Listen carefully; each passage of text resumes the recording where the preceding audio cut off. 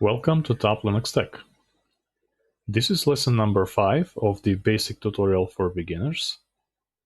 It is the last lesson from the basic series, and starting from lesson number 6, we begin with the advanced lessons.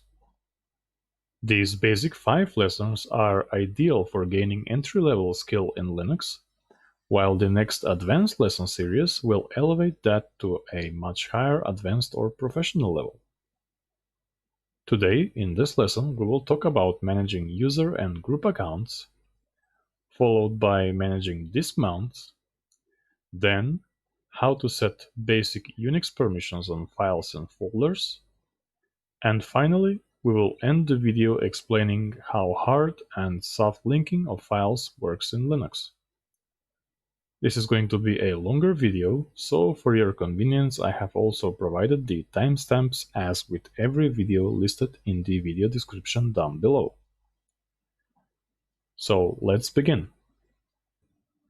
Okay, let's begin this lesson with explaining how we can add, modify, and delete user accounts on the system. Here, on this slide, you see the 3 commands that you are going to use most of the time. So let's now break them down into more details and see what are the available options which can be used with any of them. The first command that we're going to explain is the user add command, which we use when we want to add an additional user account. Now, usually when we add a new user account, the process is mostly automatic. However, sometimes we may want to specify additional details, like maybe custom home directory or the groups to which the user belongs. Also, we can specify some additional comments, like the user's full name, address, and phone number, for example, or perhaps a different shell environment. Bash is not always the default shell environment on every Unix-like system, because sometimes we need to install it or specify it during user creation, and all of this depends on how the operating system is customized in the first place. Speaking of groups, if you are wondering why you would need to manage user groups on your system, then the answer is simply because some programs or services require a user account to be a member of certain group so that this user account can have the needed privileges when accessing the service. Also, groups are used when you want to give the same access permissions to multiple users at the same time, rather than having to do this for every user manually. Now, on your computer, you probably wouldn't have more than one or a few users, but in a corporate or large network environments with plenty of users, the need arises for them to be managed in groups. So let's switch to my virtual machine here and see how we can add a few users into the system. Now, we could do this through the graphical user interface or from the command line, although I recommend that you stay away from the graphical interface because it is not the same in every desktop environment. And you know how it is with Linux. You have all of these different desktop environments, like for example, you have GNOME, then there is KDE or XFCE, maybe Cinnamon, and all of these desktop environments have different graphical tools that you can use to manage user accounts. And yes, they will all do the same job and they are all intuitive and easy to use. However, the command line is always the same, no matter which Linux distribution you're using. So, for this lesson, let's actually stick to the command line. Okay, so let's open up the terminal now. And as I have already explained, the command is user add, but let's actually check the help options first to see what are the available command flags that you can use in order to specify other settings during user creation. For example, in 99% of the cases, you will always want to use the -m option, which will allow creation of the user's home directory as well, except in cases when you would want to create a service account without any home directory, then you would exclude this option. Next, in some other cases, you might want to use a custom home directory name rather than the auto-generated one, which will be the same as the username. Or you might also want to add some additional comments for the user account, like the user's full name, for example, or maybe even specify a different shell environment. Also, you can always modify and set other options later in case if you haven't specified them during user creation.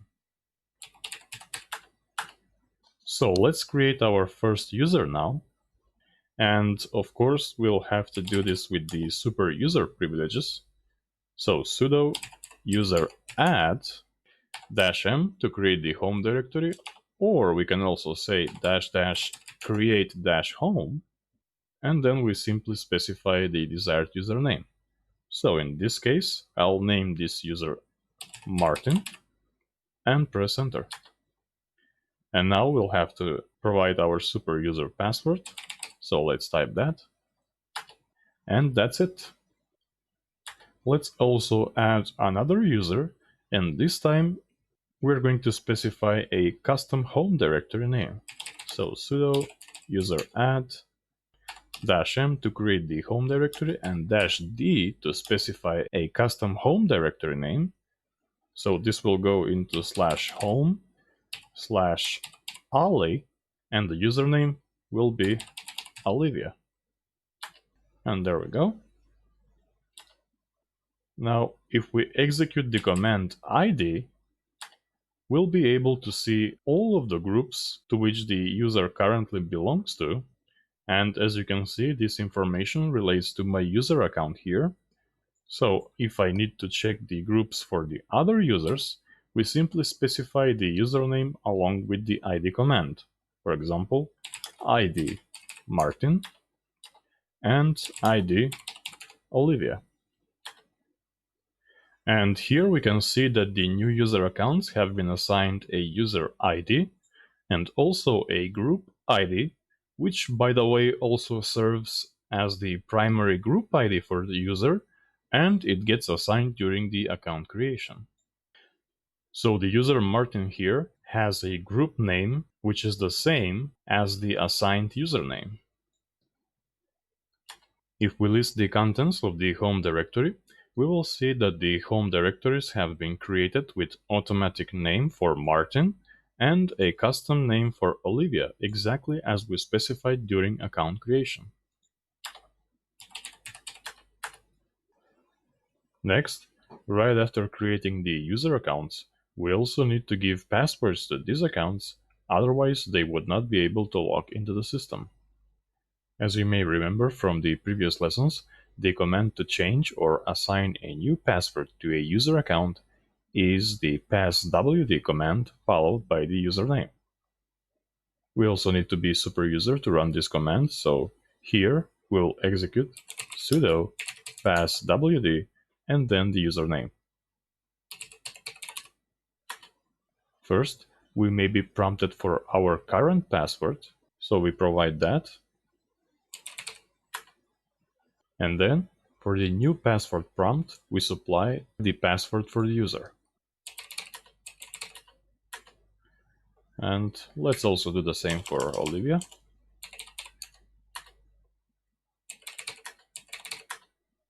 And there we go. We created a few user accounts and also assigned their passwords. Now let's also create a few user groups, and the command to do that is group add. And of course, let's check the help option first. And in this case, the option that you would most likely want to use is this -g or the GID option in order to specify the numerical value of the group that you are creating.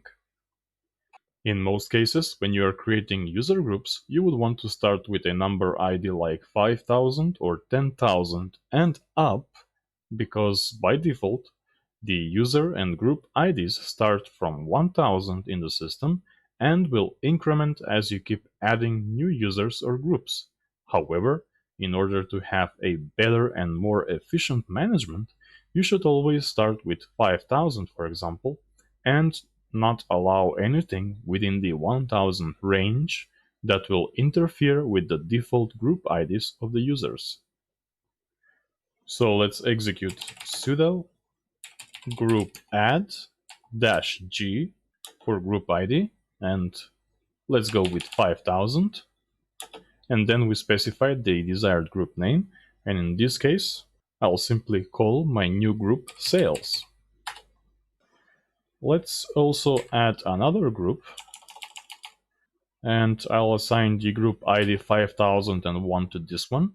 And by the way, this number should auto increment on its own, but I like to specify it manually anyway. And I'll simply name this group marketing.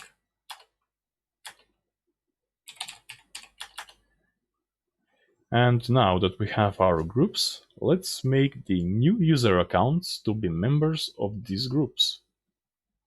The command to do this is usermod, which we use to modify the existing settings of any user account. So let's check the help options first. And with this command, you would mostly want to use the -A for append and the -G when you add a user account into a group, because if you only use the -G option without the append, it will actually assign the user in the groups that you specify, but it will delete any other existing group memberships. So be careful and always use the append option in combination with the groups option. By the way, this small g or the GID here is only used when we want to specify the user's primary group. As I have explained earlier, when you create a user account, it automatically creates a group with the same name, which in turn becomes the user's primary group, and with this option you can change this group anytime. So let's now add the user Martin to be a member of the sales group. So sudo usermod -A for append and G for group, and then we specify the desired group name, which is sales, and finally the username. Let's also add Olivia to be a member to both the sales and marketing groups. So sudo usermod -A and G, and now we specify the groups, and we always separate them with comma. So in this case we have sales, comma, marketing, and then the username. If you remember, I have assigned the ID of 5000 for the sales group, and in case if you want to change an ID of any group, you can simply use the command sudo group mod -G for group ID, and then simply you specify the new numerical ID and then the group name. So let's now examine the IDs of both users. So ID Martin and ID Olivia. And then I'm also going to check my own ID of the TLT user. Now notice that none of these users that we have just created is a member of the sudo group, like my default user here. This means that these users cannot execute any commands that require super user privileges or make changes to the system. Currently, they are very restricted user accounts in terms of access rights and permissions. So basically, every user that is not a member of the sudo group is not an admin and cannot have root access. So when creating a new user account, you should also decide if you are going to give this account super user privileges. Now on many Linux systems, including Ubuntu and this current system Linux Mint, this group is called sudo, but on other systems like Red Hat or Arch Linux, for example, you may find that they use the wheel group instead and is equivalent to the sudo group. Now there's a file that controls superuser privileges and the sudo program, and it is called the sudoers file, which is located inside the etc directory. So let's take a quick look at this file. And by the way, this is not something that you should be concerned with right now. I will be talking about this file in more details in the advanced lessons, but for now just be aware that it exists. So down here you see this %sudo, and then this all equals all in brackets and then all. Well, this basically means that everybody who is a member of the sudo group can have root access to the system. And as I said, in some other Linux distributions, you might actually find that this sudo group is actually called wheel. And this is basically the same thing.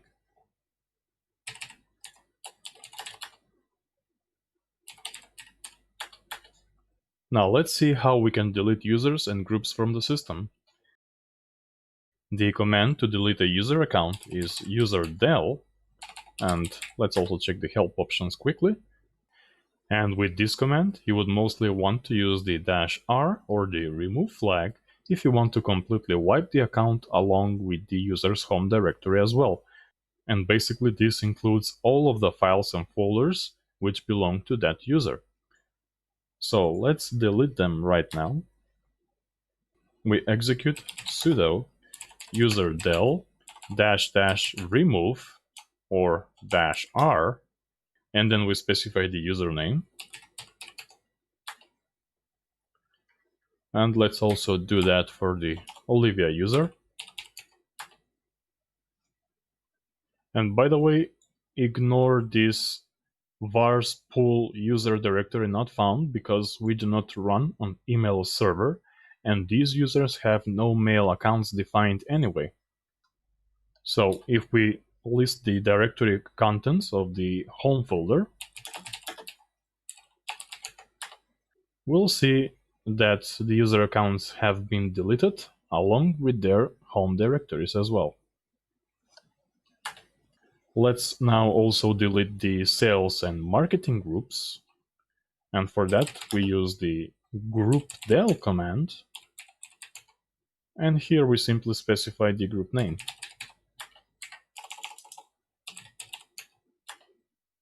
And that's it.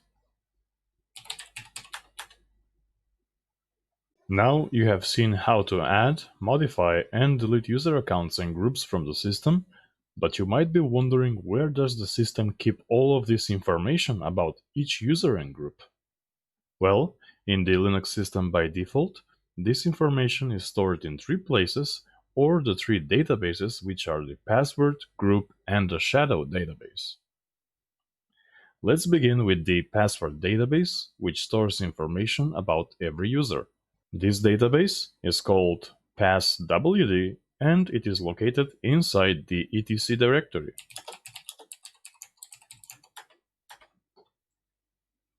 By default, every user on this system has a read access permission to this file, and we can open it with any text editor and see what is inside. In this case, I'm going to use the Vim editor because it will give me a nice color output. However, if you have never used Vim before, then I suggest that you use the Nano editor instead, or simply open this file with a graphical text editor. So we can do nano /etc passwd. And if this is your first time that you're using the Nano editor, pay attention to all of the options that are available here on the bottom of the screen. And you can activate them by pressing the Control key on your keyboard. So for example, if I press Control and X, it will actually quit the program, just like that. And as I said before, you can also use your desktop text editor to do this. So let's open up the file manager. Let's go into the etc and locate the passwd file. And simply right-click and choose Open with Text Editor. And there you go.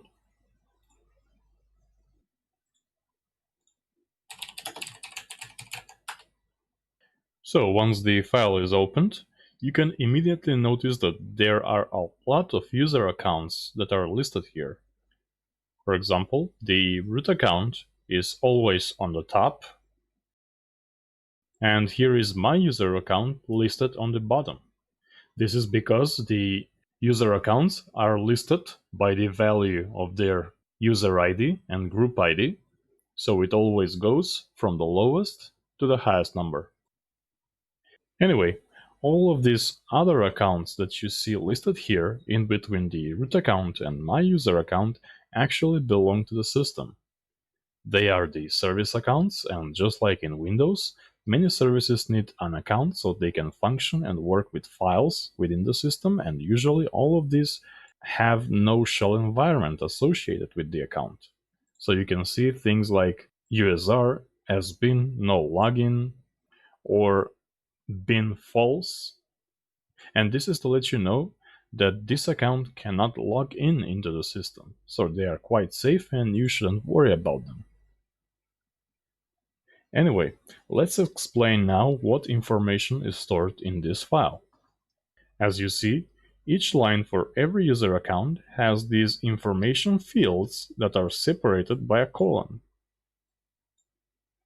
The first field is where the account username is specified.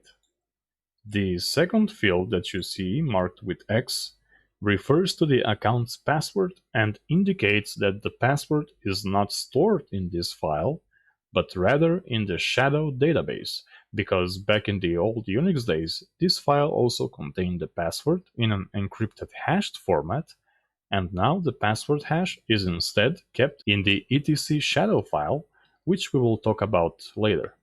Next, we have the UID, or the user's ID number, which is followed by the GID, or the user's primary group ID number, which by default in Linux they all start with 1000, as I have explained earlier. And usually for the service accounts that you see, they always have IDs less than 1000, except root, who always has 0 for the user ID and for the group ID. Anyway, after the user ID and the group ID follows the comment field, which is used to show other user information like the full username, for example, and it is followed by the user's home directory field, which shows where the user files are located, and finally the default shell that is associated with the user account. So let's quickly create our users and see what's going to change inside the etc passwd file.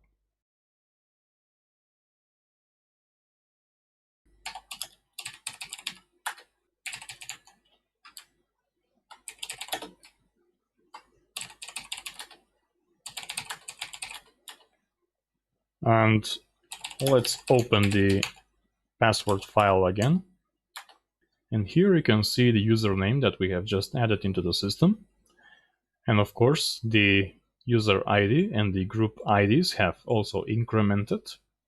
We see that the home directory is home/Martin, but we see that this user currently has no comment associated with the account. And we also see that the default shell is sh instead of bash. So this would actually be a perfect reason for going over the user mod command again and see how we can actually change a few details for the user account. So let's exit from here and let's see the user mod command again. So in this case, we want to use the -c option to change the comment, and also -s option to change the user shell environment. So let's do sudo user mod -c for comment. And when we add comments like the full user's name, which is going to include a first and last name, you always need to encapsulate or to enclose this within quotes, because the command line interpreter might take the last name as an additional argument to the user mod command. So this is why when you have multiple text strings separated by space, you always need to enclose them within quotes.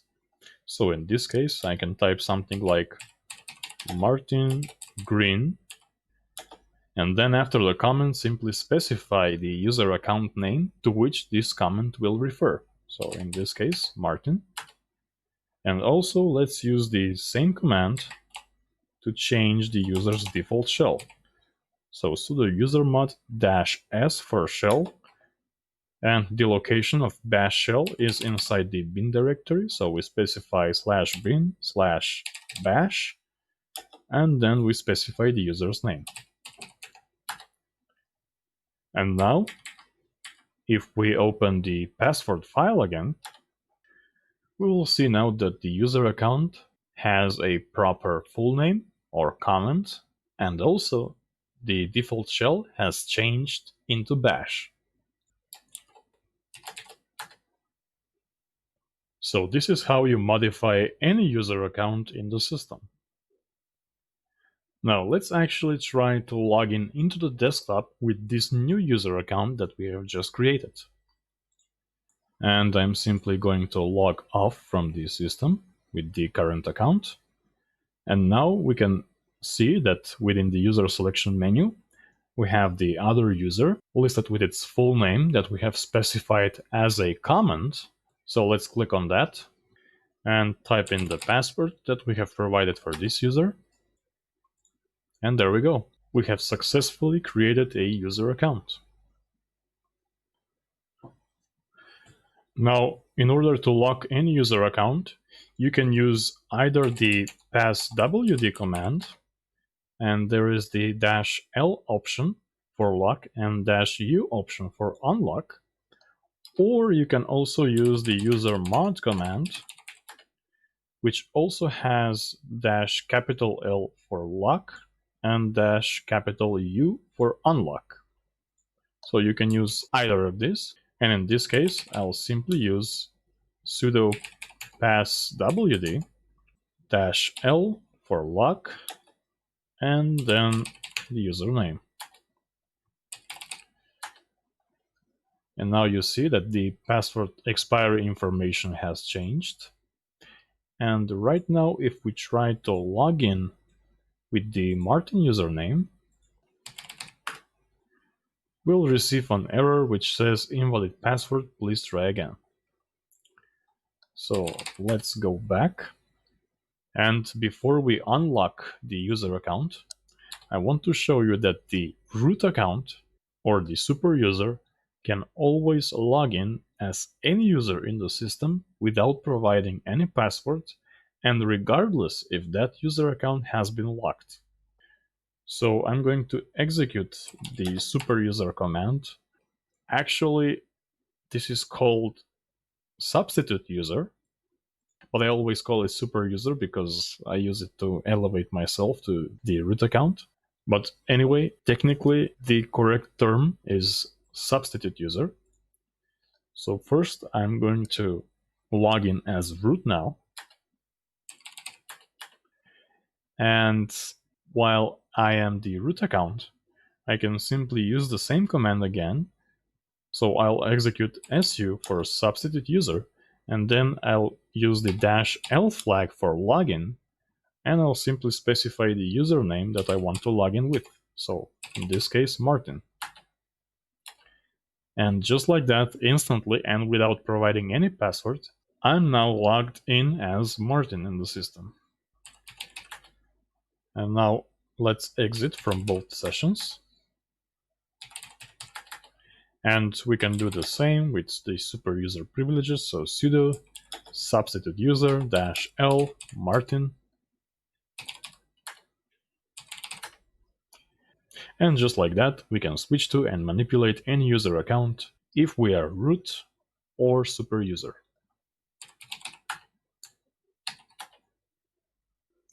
Now, I'm going to keep the Martin account locked because I also want to show you something else, but that will come later. And for now, I'll simply recreate a few groups from earlier.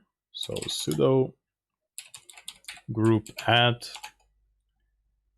-g 5000 sales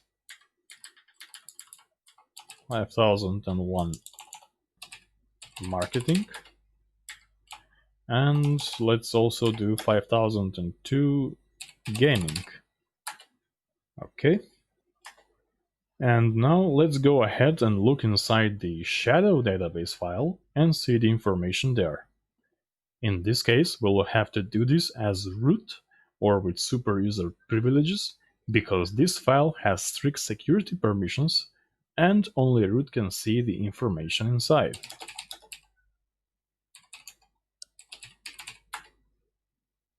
So as you can see, the read-write permission is assigned to the root user and the read-only permission is assigned to the shadow group.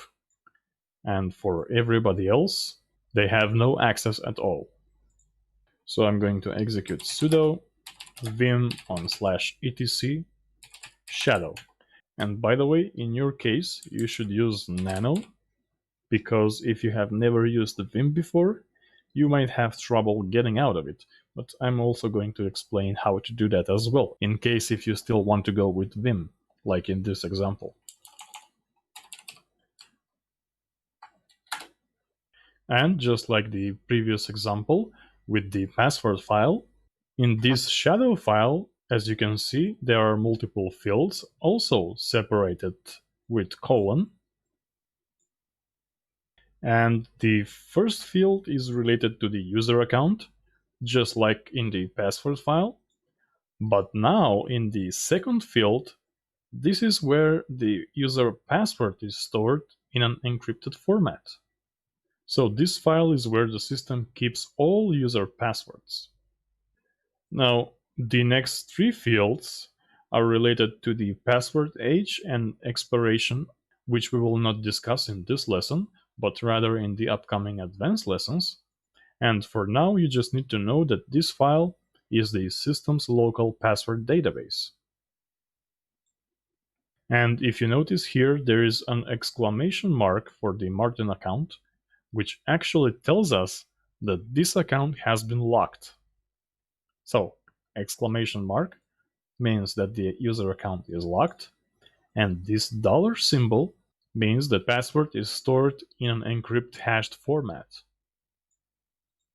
So let's finally exit from here, and if you have opened this file with the Vim editor, like in my case, in order to escape or to exit from the Vim editor, you need to press the Shift key and the colon key on the keyboard.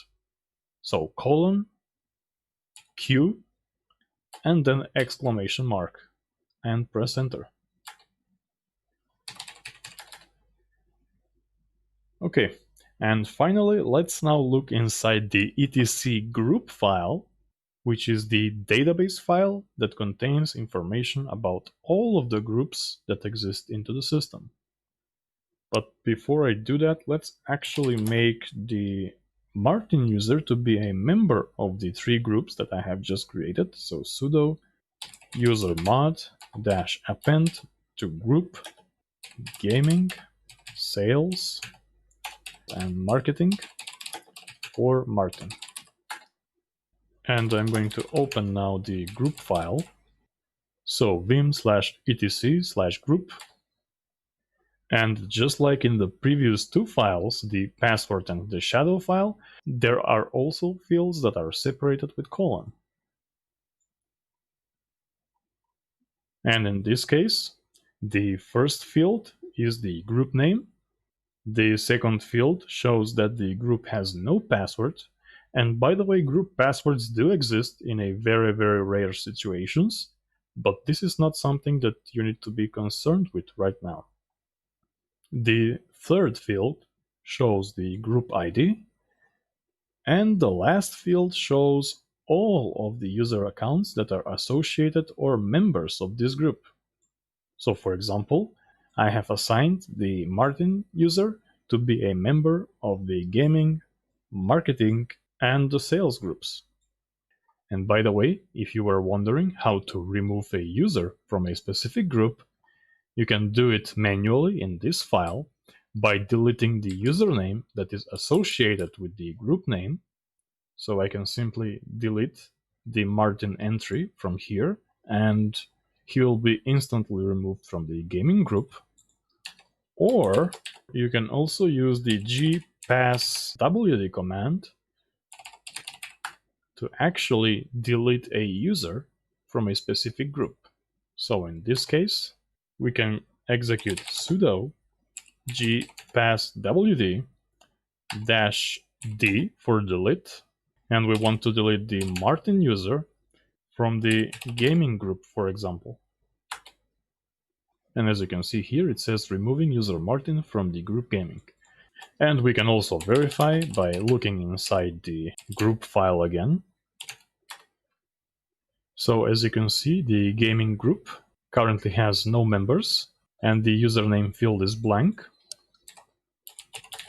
Or if you remember from earlier, we can also use the id command and then the username to display all of the groups that the user currently belongs to. You can also query the password group and the shadow database files with the cat and the grep commands.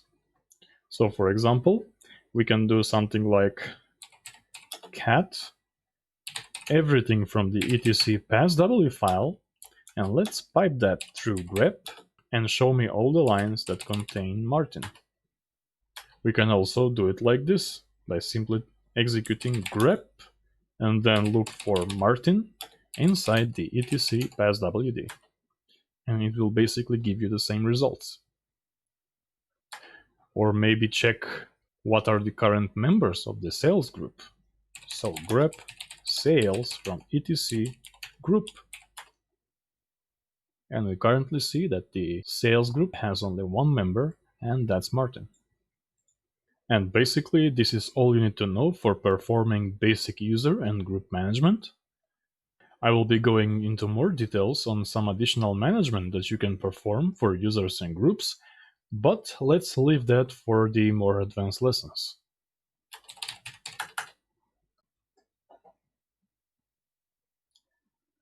Okay, so let's talk about managing mount points.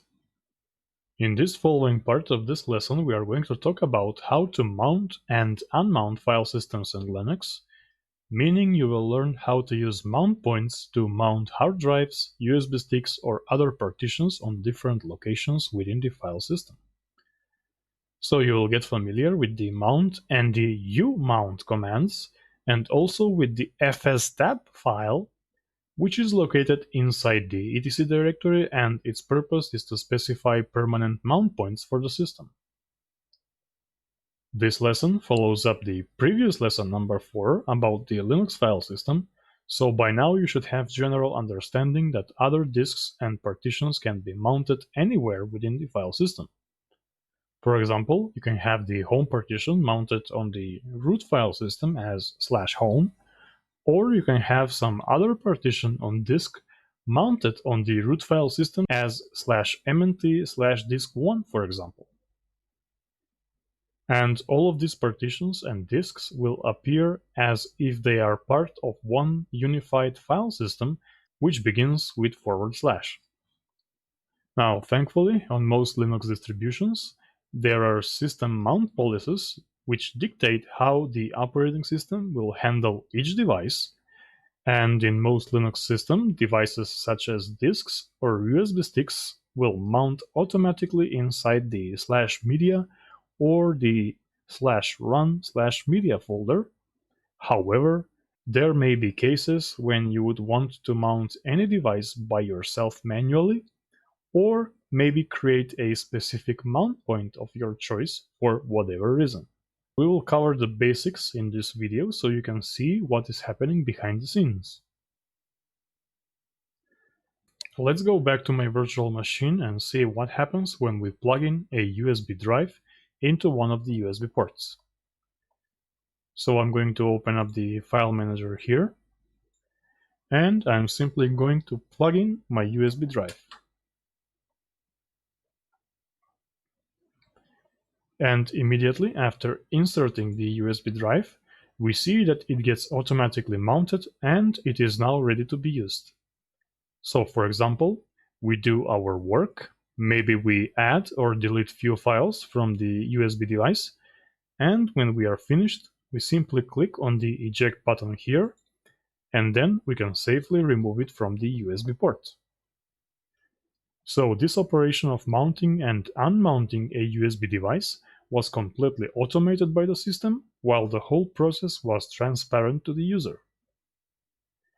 Now you also see these two other disks that I have just added into my computer a moment ago, and we can instantly mount them by simply clicking on their names. In this example, we can assume that the data disk was transferred from another Windows computer because it is formatted with the NTFS file system, and this disk 2 was transferred from some other Linux computer, and it is currently formatted with the ext4 file system. So now you may ask, how do we see this information about the properties of each disk, and how do we know which disk is mounted where in the file system? So let's open up the terminal here. And by the way, there are several ways of how we can gain this information.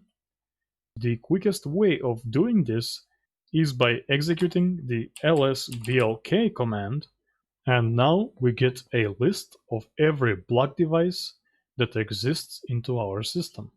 So for example, I have 3 disks, and they are VDA, VDB, and VDC. Also, you can see their partitions. So for example, the first disk has 3 partitions. Those are the boot partition mounted on the /boot/EFI, the operating system partition mounted on the root file system, and the home partition mounted on /home. You can also see the 2 disks that I have just talked about, and they are mounted on /media/tlt as disk 2 and data. The lsblock command also tells you if the device is a disk or partition, and it also displays the size of each device. There is also another command that we can use, and this one is quite convenient because it will also list not only the mount points, but also the disk space usage of every block device. So the command is df, which stands for disk free, and we can specify the -h flag for human readable format. So from here we can see that, for example, /dev/vda3 is mounted on /home, and that it is actually using 2% of the total disk space, or it is actually using nearly 700 megabytes of disk space, and it has 38 gigabytes left. Finally, there is the mount command, which, if we use it without any arguments, it will show all active mount points on the system, including the physical and virtual file systems. And right now we see that there is a lot more information displayed than we currently need. So it is always a good practice to use some text processing filters along with this command, like grep, for example. So we can do something like mount and then pipe this through the grep filter and look for /dev. And this way we get all of the results that contain /dev within the mount points list, because we are only interested in seeing the block devices in our system. However, these results might not always be accurate, so let's refine our search a little bit more, and this time we will look for everything or for every line on that list which begins with /dev. So this caret symbol is a special meta character that we can use in a shell environment when we perform text processing operation with grep or other utilities, and basically this symbol relates to a string of information that begins on every new line with some specific character or name. So in this case, we are searching for everything on that mount list that begins with /dev. So let's press enter. And doing it this way is a good practice to see all of the currently mounted block devices in the system, and we also get detailed information of where exactly in the file system they are mounted, what file systems the devices are using. We also see if the file system is read-only or mounted as read-write. And we also see some additional mount points options, like the use of special bits and access times.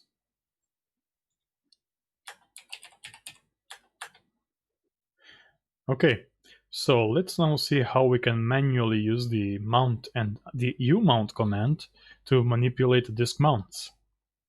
So let's do ls block again.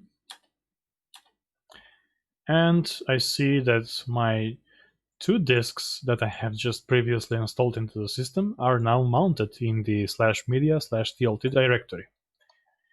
So let's actually unmount them with the umount command. And we'll have to do this with super user privileges. So sudo umount /media/tlt disk2, and we provide our super user password. Let's list block devices again, and we can now see that the VDB1 device has been successfully unmounted. Let's also do the same for the data partition. And in this case, rather than specifying the mount point, we can also do this by the block device name. So we can say sudo umount /dev/vdc1, for example, and press enter. And this will basically do the same. So let's list block devices again. And now we see that we have manually unmounted our disks. So what if we want to mount them again? Well, we can do mount on /dev/vdb1, and we can choose to mount this disk in the /mnt directory, for example. Now, of course, we'll get an error saying that only root can mount devices. So we need to execute this command with super user privileges. And finally, our devices is now mounted under /mnt. So if we list the contents of the mnt directory, we'll see that our disk has been successfully mounted, and we can already see the files and the folders that are inside. To unmount the device, again, we use sudo umount /mnt or the block device name. It actually doesn't matter. You can use it anyhow you like. So in this case, I'm simply going to do it this way, press enter, and there we go. Basically, that is, in a nutshell, the most easiest and the most basic way of how you would manually mount and unmount block devices anywhere on the file system. So again, the commands are mount and umount. So pay attention, it's not unmount, but it's actually umount. I'm not sure why they named the command that way, but that's actually how it is anyway. And now you might be asking how come we were able to mount the block devices from the file manager without any password or without the super user privileges, and when we go to the command line, we actually need to run the sudo command first. Well, there are two answers to that question. First, mounting a block device from the file manager or the graphical user interface uses a different subsystem called udisks that operates in user space, and this program already has the necessary permissions to mount block devices depending on the udisk system's policy that is defined in the system. So we can run the same program from the command line if we execute udisctl mount dash dash block device, and then simply provide the name of the block device that we want to mount. So /dev /vdb1, for example. And if we press enter, we'll see that this disk gets automatically mounted inside the media folder. The udisk system usually gets installed in our system anytime when we install any desktop environment. So in most Linux distributions that have graphical interfaces, it's already there by default. Now, regarding the standard mount system which operates from the kernel level, I can say that it also has the possibility to mount and unmount block devices without providing the password if we assign those devices in the fstab file and specify the user option which will allow us to mount these block devices as a standard user. So there are plenty of mount options which can be specified, but we will not discuss about them in this basic lesson, but we will leave them for the more advanced lessons in the near future. Let's now see how we can add some automatic permanent mount points for any block device inside the fstab file. But before we do that, let's switch inside the mnt folder, because this is the folder that I would like to use for these mount points. And let's make sure that this folder is now empty. And yes, it is. So here I would like to create a few mount points, and you can choose any name you like, so whatever works for you. So let's do sudo mkdir, and I'm going to create two mount points here for the two disks that I already have installed into my system. So the first mount point, I'll simply call it mp1, and the second mount point will be mp2. Okay. Now, I mentioned the fstab file, and in this file you can specify the mount points by the block device name, such as /dev /vdb1, or by the disk's unique identifier, which is the recommended way to go. Now, if I quickly cat the contents of the etc fstab file, you'll see that all of the devices are specified with their unique identifiers. In the past, devices were mounted by specifying their device names. However, this method is very inconvenient, and I'll explain why. But first, let me list block devices again with the lsblk command, so that I have these references. And mounting by the unique identifiers, as I mentioned, is better and more convenient because it always refers to a specific and unique block device, and not by the virtual references that come automatically generated by the UDEV system, such as these, for example. So, as you know from lesson number 3, these virtual references are those pointers from the /dev virtual file system, and they get assigned to any disk that you install into your computer, depending on the number of disks. So if you constantly swap disks, these virtual pointers will not always refer to the same disk, meaning that 500 gigabyte external or internal disk that was /dev /sdb1 a moment ago can be /dev /sdc1 next time when you plug it in inside your computer. So you should never rely on the dev pointers when specifying mount points inside the fstab file. Now, to list all block devices by their unique identifiers, instead of using the lsblk command, we use the command blkid. Now, on some systems, you will have to execute this command with superuser privileges. But anyway, as you can see, my VDB1 and VDC1 partitions have the following unique identifiers, and these are the values that we need to import inside the fstab file. So let's do that right now. First, I'm going to copy the unique identifier of my VDB1 device, and I'm going to open the /etc/fstab file for editing, and we'll have to do this with superuser privileges, of course. And in your case, if you are not experienced with the Vim editor, please use the Nano editor instead. By the way, I'll show you how to do this with the Nano editor for the next mount point, so please bear with me this time. So what we actually need to do is move to the bottom of the file, and first I'd like to start with a comment. So I'm going to say here something like, this is my data disk, and then I will simply paste the unique identifier that I have just copied. I'm going to remove the quotes,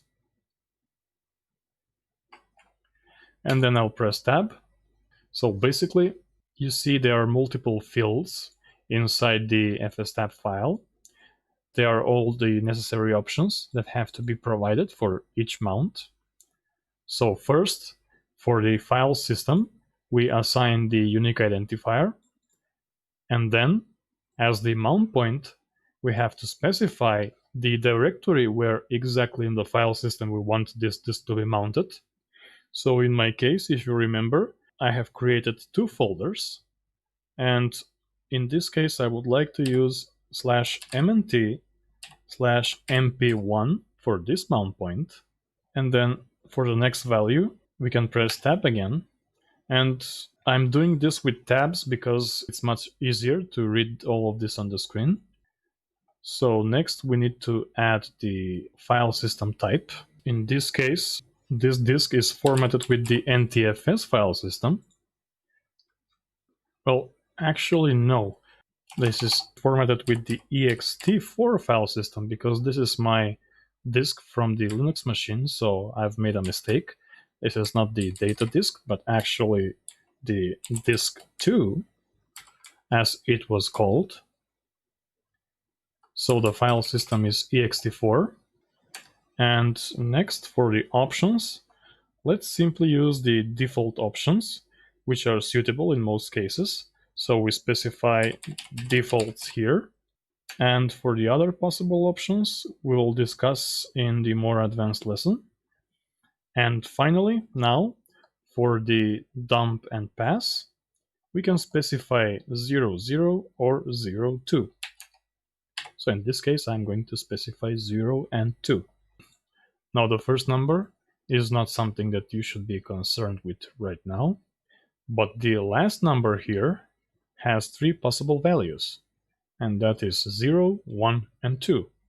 And these values refer to the order in which a file system health check is performed on those disks. For example, the root file system, as you see it here, is always the one that gets checked first during system startup when the operating system boots. And every other file system that has the value of 2 gets checked last. And those that simply have 0 are never going to be checked. So when you specify additional devices to be mounted from the fstab file, you either use 0 or 2, because 1 will be always reserved for the root file system or the operating system partition. Now let's save the file. I'm going to type in :W and Q, and now I'm going to copy the UUID for my data disk, which is actually the Windows disk formatted with the NTFS file system. And now I'm going to edit the fstab file again, but this time with Nano, so that you learn how to use the Nano editor if you haven't done that before. So sudo nano /etc fstab.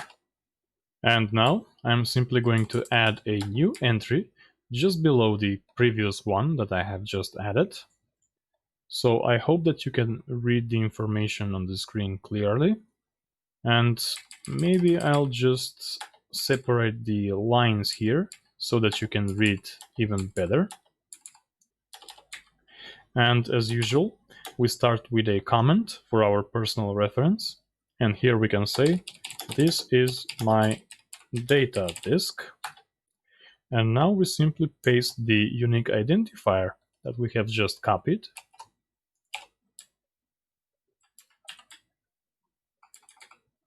Next, for the mount point, I want to mount this disk inside the /mnt/mp2 directory. And for the file system, since this is a Windows type of file system, more specifically NTFS, here we need to type exactly that. So we'll say NTFS or NTFS-3G, because this is the actual driver which allows a Linux operating system to be able to read and write on NTFS disks. So the fuse or the file system in user space driver in this case is called NTFS-3G. And for the options, we'll specify defaults again, even though this is not going to matter at all, because again, this is a Windows type of file system. And in this case, the mount options are very limited. And finally, for the dump and the pass, we assign the value of 0. This is not a Linux native file system, so we are not supposed to run any file systems check on such a device. And finally, when we are done with all of the changes, for the nano editor, we can press Ctrl and X to save the file. So we are being asked if we want to save the modified buffer. So we confirm this selection by typing in the Y key on the keyboard. And now the nano editor asks us if /etc/fstab file is the one that we need to write, and we simply press enter. And that's it. So now if we open our file manager, we'll see that these block devices, or the 2 disks, are actually no longer listed here. And why is that? Because they are now specified inside the etc/fstab file. And whatever device we specify inside the etc/fstab will get automatically mounted every time when you reboot or start your computer. Now, if we type lsblk, we'll see that none of these disks are actually mounted yet. So in order to mount them, we can either reboot our computer or simply execute the command sudo mount-a, which stands for mount all of the devices that are listed inside the fstab file. So we execute that, and now if we list the block devices again, or the mount points, we will see that the VDB1 and the VDC1 are actually now mounted in their respective directories. So let's actually quickly switch inside the MNT folder, and we can see that devices are now properly mounted. Let's see if the mounts persist through reboot, meaning if they are going to be automatically mounted on system restart. So I'm going to execute the command reboot here and press enter.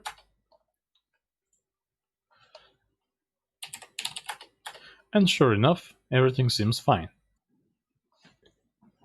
So, you have now learned how to mount and unmount block devices automatically and manually on every Linux system. However, there is still one important detail missing, and that is how to work with basic Unix file system permissions for files and folders. And we'll learn how to do that in the final part of this video. So, if you have simply decided that you no longer have any use of the fstab file and the devices that are specified inside, you can simply first unmount the currently mounted block devices,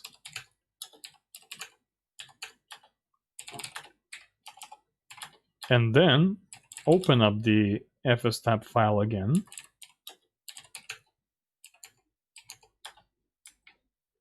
and simply either delete the lines or just comment them out.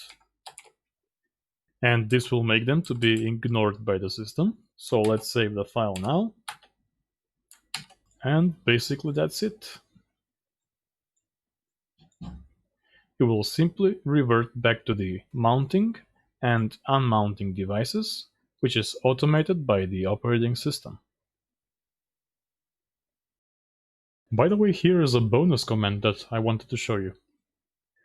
So for example, sometimes when you're listing your block devices, in some cases you would like to find out more information or more details about a specific block device, like for example the make or the model or the serial number.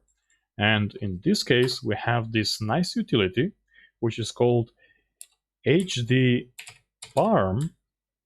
And this is actually short for hard drive parameters, which is a really awesome utility that will list all of the details about hard disks or SSDs.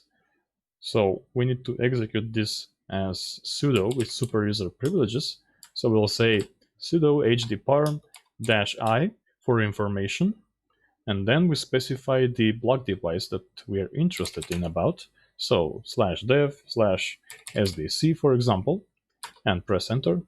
Provide your super user password. And there we go. For example, we see that my SDC device is actually a Samsung SSD 840 EVO, and the size is 120 gigabytes. And as you can see, here is the firmware revisions and the serial number. You can also get even more details if you specify the capital I flag, just like that. And here you can see a long list of all of the details that this disk has, including sector information and write and cache capabilities and so on and so on.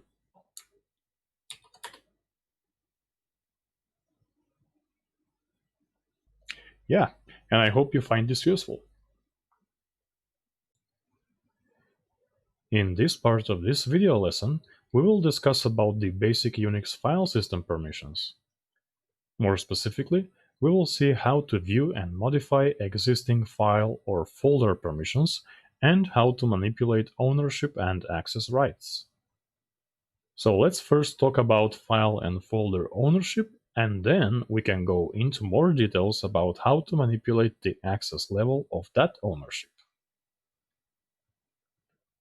Okay, so here from the command line, I'm actually going to show you what file and folder ownership actually means.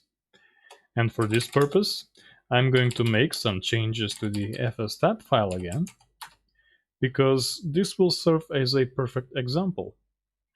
And I'm simply going to enable the mp1 mount point again, which is my Linux disk formatted with the ext4 file system. So I'll save this file. And now execute the command sudo mount-a to mount the file system. And let's check if everything is now mounted. And yes, it is. So let's actually switch into that directory right now.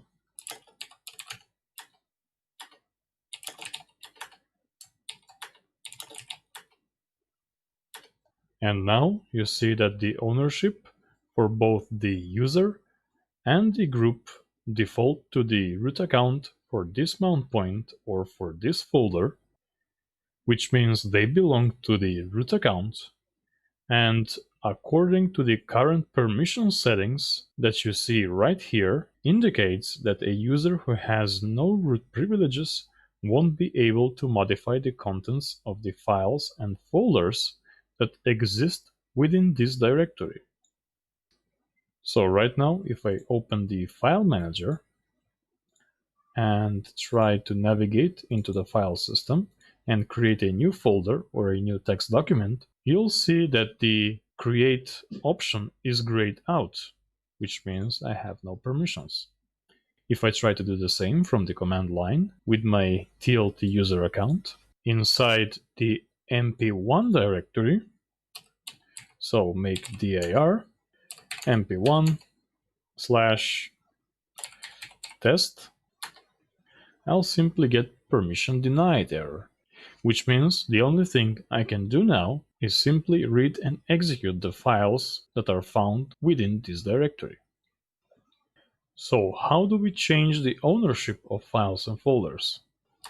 Well, if we have super user privileges, we can execute the command sudo chown, which stands for change owner, and as a possible option, we can also use the -r flag for recursive operation, which will apply the ownership on all files and folders within the specified directory, and not just on the directory itself. So sudo chown-r username, and then the group name separated by colon, and finally we specify the directory name. And now, if we do directory listing again, we can see that now the mp1 folder defaults to the tlt user or my user account for both the user and the group. Which means that now if I try to create a folder or file inside this directory, I'll be able to do that without any problems. Let's also try to do the same from the command line. So I'll navigate inside the mp1 folder and briefly list the directory contents to make sure that all files and folders now default to the new ownership. And I'll execute the command mkdir test. There we go. We have successfully changed the owner of the desired directory and all of its subdirectories and files automatically with the recursive operation. We can also do something like this. For example, specify a different group other than the primary and the default group name of the same user. So we can say something like chown-r for my TLT user, and then I'll simply say that I also want to have a group ownership for the gaming group. And of course, we need to do this with sudo.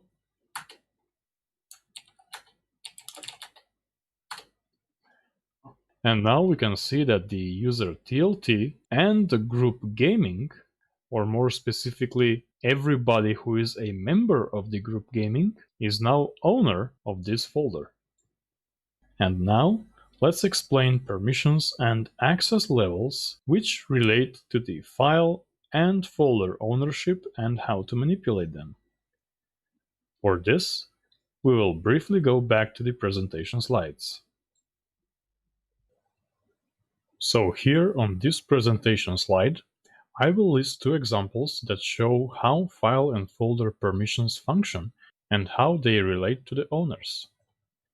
Usually, when you do a long listing format of directory or a file, you get the following result.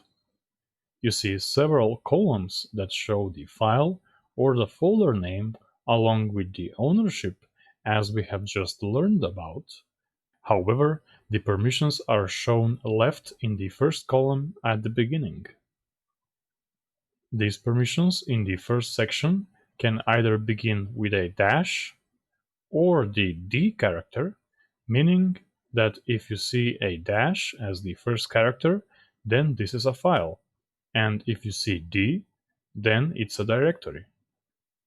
Let's start with the file first. So following the first section, we have three more additional sections for user, group, and others. And each of them has 3 bits of additional information where we can specify the access level. So let's examine them one by one now. The second section or column relates to the user ownership, and in this case we see that the user Martin has read, write, and execute permissions on file 1. Next, We have the second column, which relates to the gaming group ownership, and here we see that the permissions indicate read and write access, but no execute. And finally, in the third column, we see that there are no permissions set, which indicates that all others who are not listed as owner, such as Martin, and who do not belong in the gaming group, will be unable to access the file. Now, when it comes to file permissions, the R means that the file has read access, meaning we can read the information inside the file. W means that the file has write access, meaning we can write new information inside the file. And X means that the file can be executed. And the execute permission is applied to files that are supposed to be executables, like programs or shell scripts, for example. In Linux, a file is executable only if it has the X option assigned as access permission. Now let's explain the folder permissions. In the same way, like with the files, they also have read, write, and execute permissions, but in this case they are not the same as with the files. The read permission for a folder means that we can list the folder contents. The write permission means that we can create other subfolders and files inside that folder. And the execute permission means that we can enter or switch inside the folder. So in this case, Martin can list folder contents. He can also create new files inside that folder, and he can also change directory and enter inside the folder. However, the gaming group can only enter and list the contents of the folder without the ability to save new files or create other folders inside.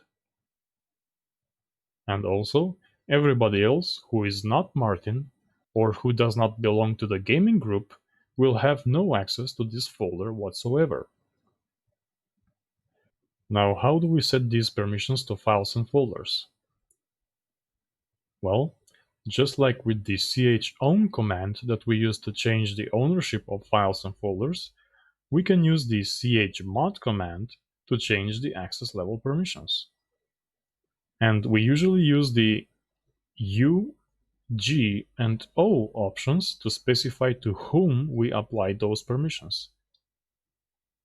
So let's see a practical example of how this can be done on the command line. Okay, so I'm inside my projects folder here, and if I do directory listing, we'll see that I have two files. One is a file that is supposed to be executable game, and the other file is simply an ordinary text document. However, you see that both files, even though they have owner and group set correctly, the permissions actually default to nothing. So, nobody can do anything with these files. If I now try to open the README file for editing,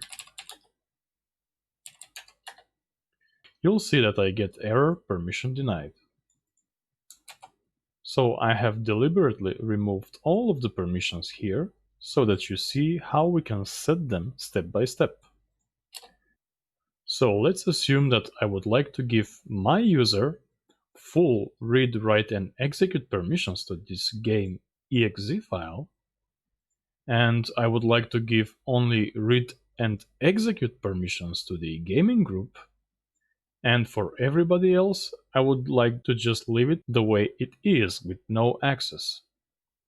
So in this case, I can simply execute the command sudo chmod u for user plus read, write, and execute, comma, g for group plus read and execute only, and finally O for others will have no permissions, so I can just leave this blank or specify the permissions with minus. So I'll say others minus read, write, and execute.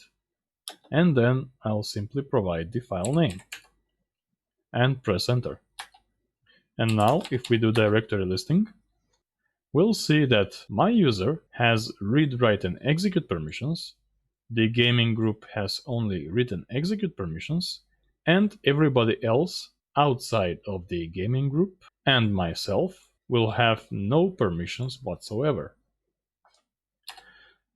So you have noticed how this file has changed the color into green.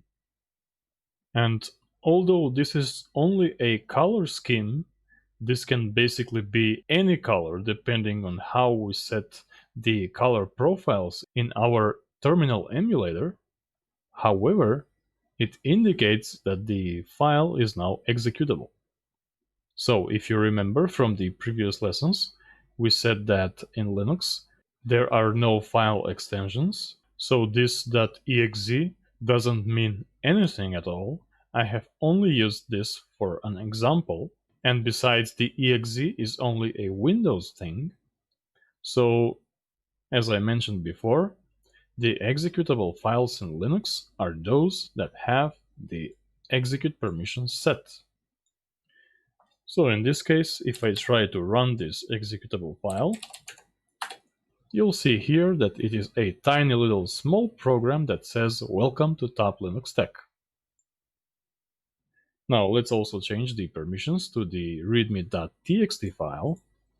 So we can set something like chmod user plus read and write. And normally we do not give the execute permission set to a document or a text file.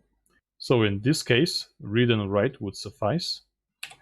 And for the gaming group, I'm only going to give it read permission and nothing more. And let's do directory listing again. So we see that I have read and write access. Everybody who is into the gaming group only has read access, and all else have nothing. To further demonstrate this, in this other terminal tab, or this other terminal window, I'm logged in as the Olivia user, and currently this user is inside the same projects folder. So let's see, Olivia does ls-l and lists the folder contents, and she sees that there is a game executable inside and also a readme file. However, she does not belong inside the gaming group, and neither she is owner of the files. So if she tries to edit the readme.txt file, she'll get permission denied error. Also, if she tries to remove or delete the readme file, she'll get an error that says cannot remove readme.txt, permission denied. Also, if she tries to execute the game executable file, she'll get the same, permission denied. And why is this? Because she doesn't belong to gaming, she is not the TLT user account, and that puts her in the other place or the other category. And others have no access to both of these files. So I hope it is clear to you and now you understand how to set these basic permissions. Let's go back to the slides again. Now you have seen how you can set permissions to a file or folder by using the permission settings for user, group, and others, and then adding or subtracting the read, write, and execute permissions with the plus or the minus sign. But there is even a faster way of doing this if we use the system of octal notation. This is simply a number, and rather than having to use the symbolic modes, you can instead use the numerical values system, which, in contrast, is somewhat more convenient, but it all depends on your preference. The values that you need to memorize for the octal notation are basically the numerical values assigned to read, write, and execute permissions, and they are as following. Read has a value of 4, write has a value of 2, and execute has a value of 1. So all we have to do is simply specify or add these values together in order to produce the desired permission result. For example, 6 would mean read and write because 4 plus 2 equals 6, and 7 would mean read, write, and execute because 4 plus 2 plus 1 equals 7, and so on. So let me show you how this looks on the command line. And we are back at my terminal here. And as you can see, I still have both of the files that we have used in the previous example for setting permissions. And now we'll demonstrate the same. However, in this case, we'll be using the numerical values in order to change the permissions. So, if we want to read these permissions of the readme.txt file in numerical values, then those would be 6 for read and write, because 4 plus 2 equals 6, and then 4 alone for read, and 0 for nothing. So if we were going to assign those permissions to this readme.txt file again, or to some other file, in that case, we would execute the command sudo chmod 644 on readme.txt. And this would basically apply those exact permissions. Let's do sudo 444, for example. And this should make the file with the read-only permission for everybody. Let's do directory listing and see if that's right. And yes, it is. Now, as you can see, we only have read permission for everybody to the readme.txt file. What if we do something like 400? Well, in that case, only I will have the read permission and everybody else will get nothing. Let's create a folder and I'll call it example. And currently we see that this folder, and of course it's a directory, and it has read, write, and execute for my username.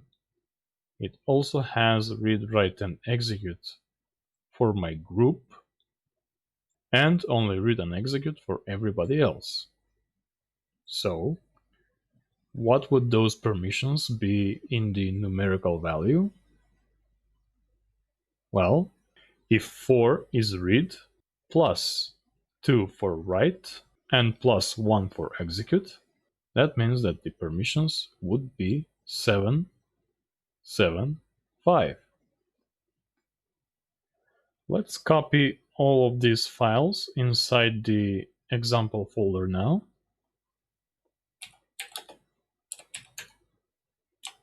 Actually, let's move them.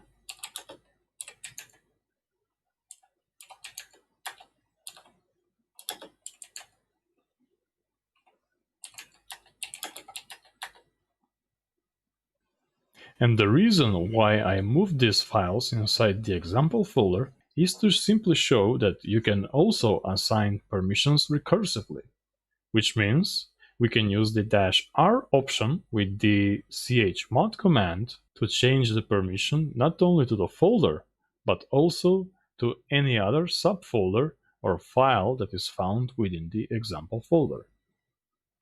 So in this case, we can use something like sudo chmod -r for recursive, and then we can specify 750 on example. And this will basically set read, write, and execute for the user, read and execute for the group, and nothing for everybody else, and will apply all of these permissions recursively to every other folder and file inside. So if we list the directory contents now, we'll see that these are the exact permissions that we have just applied. And if we switch inside and do another directory listing, we'll see that those permissions are now applied to every file. And it also turns out that we have also applied the execute permission to the readme.txt file, and we were not supposed to do that. And why is that? Well, simply because we have specified the execute permission on the folder, and we have applied those permissions recursively. And remember that the read, write, and execute permissions, they apply differently to files and folders. So for example, the execute permission on a file means that the file is going to be executable, while the same permission on a folder means that you can actually cd or change inside the folder. So in this case, I don't want the readme file to be executable, so I will simply run sudo chmod 644 on readme.txt. And this will set the correct permissions for the file, which are read and write, read and read. Now, what if we, for example, do something like sudo chmod -r 777 on the example folder. And if we list directory contents again, we'll see that the folder has been highlighted in green color, which actually suggests that we have full read, write, and execute access for everybody. And you should never, ever set these kinds of permissions to any folder, no matter how much convenient it might look to you, because it is a very dangerous thing to do, especially on Linux servers or systems where you have network access. So always make sure that you apply your permissions exactly the way as you need them to be.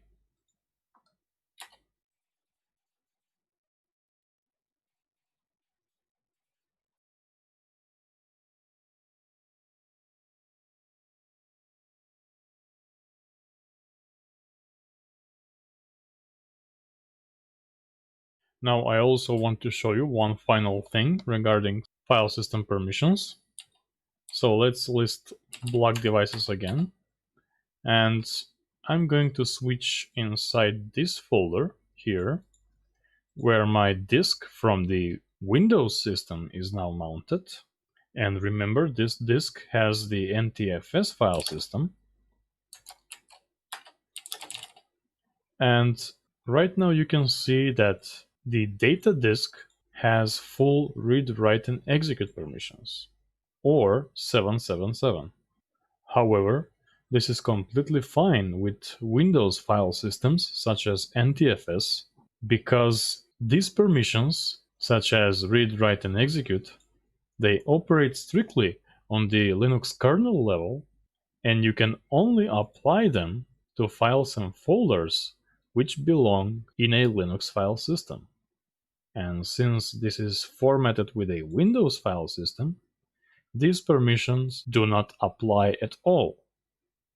So for example, if I do something like sudo chmod 500 on data, assuming that I only want to give this folder read and execute permissions and no write permissions, and do that only for my user account, and let's say that maybe I also want to do that recursively, well, this command will fail.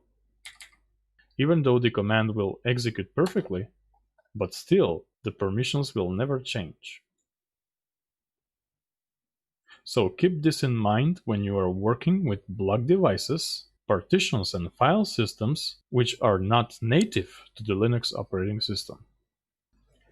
And this is basically all you need to know about setting basic simple permissions and ownership to files and folders. In the more advanced lessons, we'll be talking about how to set extended permissions for both the kernel level and the user space with access control lists and different permissions bits. This is the final part of this video, and now we will talk about soft and hard links. So let's begin with some file system basics and how files are stored on the hard disk. Here we have an example disk, and the squares represent data on that same disk. Let's assume that the green squares that you see here are representing the file allocation table, which is a register and shows where on the disk the files are located. And the colored blocks are the actual data where the files are stored. Each of these blocks begins with a black square indicating the beginning of the file, and this is called an inode. In a nutshell, inodes are markers that show where each file starts, and every file has its own inode. So what happens when we create a new file on the file system? Well, as we create or copy a new file on our disk, it gets its own unique inode that will represent this file on the file system. So in this case, what are links and how we can use them for our advantage or convenience? Well, when we link a file to an existing one, it's called a link. This link can be a hard link or a soft link, also known as symbolic link. And what is the difference between hard and soft links? Well, the difference is that hard links are files that are pointing to the same inode, meaning they are hard linked together and they are actually the same file, while the soft or the symbolic links are simply pointers to a file name. If you are familiar with the concept of shortcuts in Windows, then the symbolic links on a Linux system don't require much explanation because they are almost the same thing. So the reason of why we would create a hard or soft link is because of redundancy or faster access to specific files. For example, maybe you would want fast access to a file that is stored in some far location to be available instantly on your desktop, or maybe you want to make sure that you have a safe copy of a file in case you have accidentally deleted it. And so, this is where hard and soft links come into play. There is one major difference between them, however. As I explained before, hard links represent the same physical inode or the same file on your disk, and they cannot traverse beyond that same disk. This means that you cannot hard link a file which exists on one physical disk to that same exact file on another physical disk because it is physically impossible to do so. This is where soft or symbolic links come into play because they will not point to a physical inode on the same disk, but rather to a file name, and this way you can link to any file or folder on any disk or anywhere on the file system. So let's switch to my virtual machine and see how we can make a good use of file links. Okay, so we are back at my terminal here, and as you can see I'm positioned inside my work folder, and here I have two text files, document and readme.txt. This one, document.txt, is not empty, it contains a few lines of text. So, nothing special, but quite sufficient for this example. And now, we'll first create a hard link and see how they work. So, let's assume that I want to hard link this document.txt file. All I have to do is execute the command ln and then the document that I would like to link, or the original document, and then we simply specify the name of the link itself. So in this case, I will name the link document link.txt and press enter. And now, if we list the directory contents with the ls command, and let's do a long listing, And now we will add the I flag, which stands for inodes. And if we press enter, we will see that document link.txt and document.txt are actually pointing to the same inode. Now what will happen if I try to edit one of these files? So let's do nano document link.txt, and I'm going to add some other information here.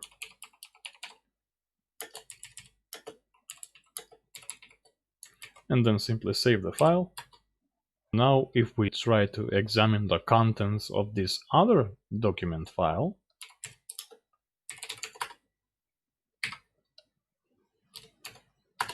we'll see that the same information now exists in both files. Let's also edit the original document. And let's say I want to delete all of this information. Save the file. And again, let's examine the contents of both files.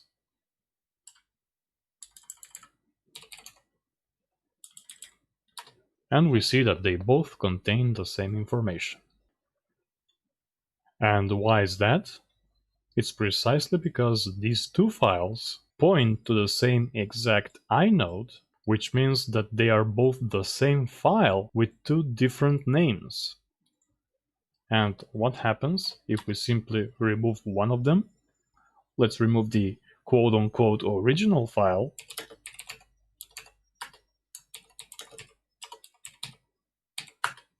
And now the link that we have created still exists, and if we try to open that one, we'll see that the data is still inside.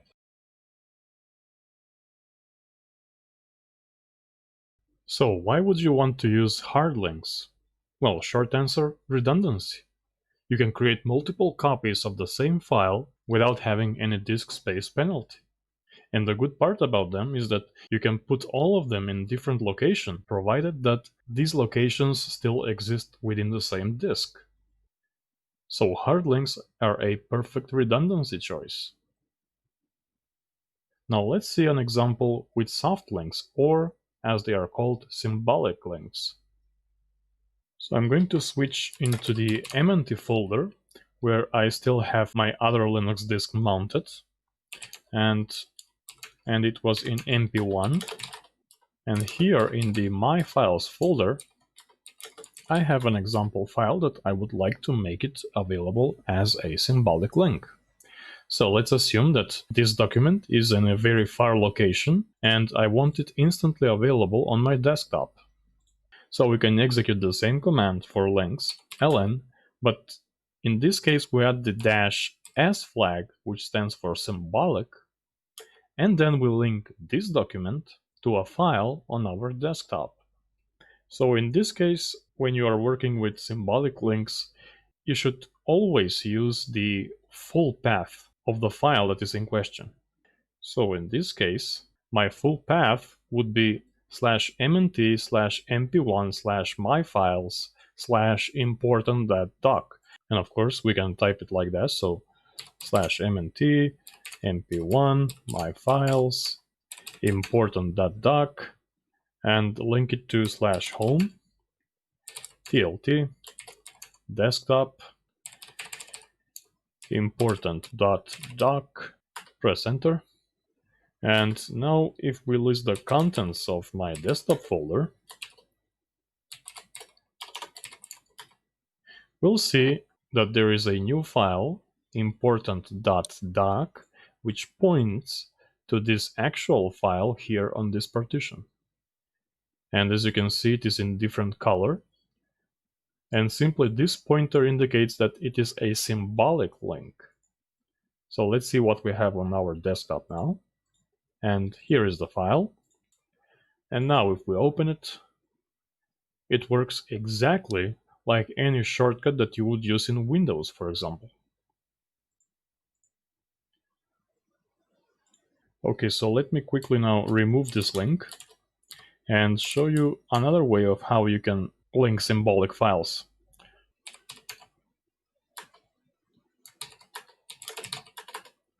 So basically, sometimes you wouldn't want to type the full path because it might be inconvenient for you or maybe take some additional extra time. And in this case, if you remember in one of the earlier lessons, we talked about the pwd command, which stands for print working directory. So we can use this command as a shortcut, which will serve as a perfect substitute for our path while specifying the symbolic link. So we can substitute the pwd command as a subshell command variable within the file name path itself and make our work easier. So in this case, we can execute ln-s for symbolic, and then we'll type the $, and in brackets, we'll type in the pwd command, and it's always best to enclose this in quotes, because sometimes you might have spaces or other characters in your file names or directories, and in that case the command will not work. But when you enclose it in quotes, it will not interpret it as two different commands, but rather than one singular text string. So notice here that this path ends with my files, and normally we'll have to put a / after the s so that we can relate to this file. And now we put / important .doc, and then we specify the file name that we want on our desktop, for example. And you know the shortcut for the home folder is the tilde symbol. So tilde / desktop and then the file name that we want. Press enter. And now if we list the directory contents of our desktop folder, we'll see that the link has been created, and we have saved some extra keystrokes on our keyboard with the command substitution and the shortcut for our home folder. So yes, the file is here, and notice what will happen if we now remove this file. Let's list the desktop contents again, and now the file name is shown in red, which basically means that this is now a broken link. So if we try to open up the file now, well, it no longer exists.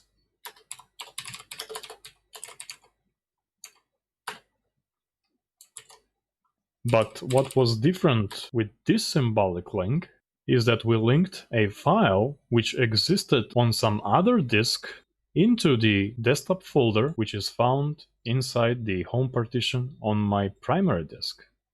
Meaning that symbolic links can traverse between different block devices, whereas hard links cannot do that because symbolic links are simply pointers to a file, and hard links are actually pointers to the same physical spot on the hard disk.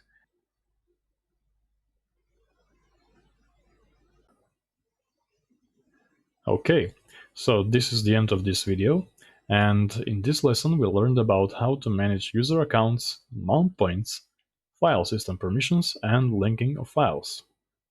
As I have explained in the beginning, this is the end of the basic series of video lessons, and by now you should have basic understanding and sufficient skills to begin working with Linux. I believe I have covered enough information ideal to set any beginner on the right path, and I would appreciate any feedback you might have. So please let me know in the comment section down below.